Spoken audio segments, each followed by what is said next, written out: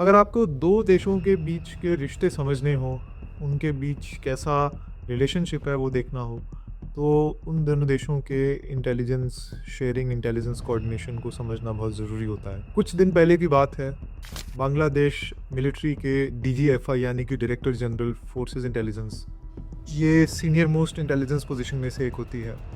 Major general कैसर राशिद चौधरी इस secret visit पर दिल्ली आए, एनएसए डोवल से मिले, रॉ चीफ पराग जैन से मिले और भारतीय सेना के डायरेक्टर जनरल मिलिट्री इंटेलिजेंस से मिले। और इस मीटिंग का बहुत गहरा मकसद था, क्योंकि जब से शेख हसीना को हटाया गया था और डॉक्टर यूनुस पावर में आए, तो दोनों देशों के बीच रिश्ते बहुत कमज़ोर हो गए थे। नेशनल सिक्योरिटी को लेके बहुत आरोप प्रत्यारोप भी लगे। तो ये जो विज़िट है ये बहुत इम्पॉर्टेंट है, और मेजर जनरल चौधरी की भी अपॉइंटमेंट तारिक रहमान के प्राइम मिनिस्टर बनते ही हुई। तो ये ऐसा लग रहा है कि एक नया आगाज़ है दोनों देशों के बीच रीसेट का, दोनों देशों के बीच फिर से संबंधों को खड़ा करने का।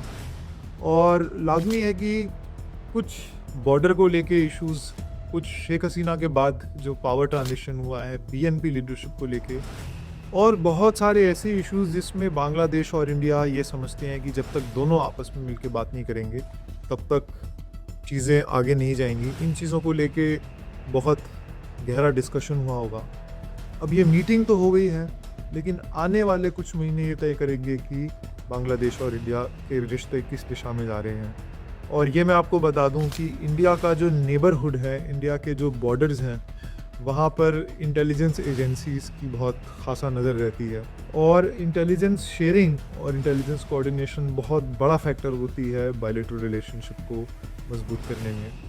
ये दूसरे देशों से रिश्तों को बनाने से बहुत ही डिफरेंट अप्रोच होती है, क्योंकि दूसरे देशों के साथ जो हमसे बहुत दूर हैं वहाँ पे भी इंटेलिजेंस इश्यूज़ होते हैं, लेकिन फॉरेन मिनिस्ट्री का ख़ासा रोल रहता है उन एरियाज़ में।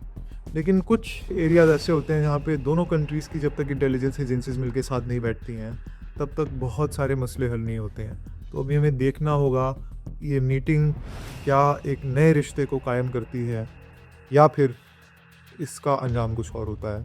हम देखते हैं क्या होगा आगे। Thank you so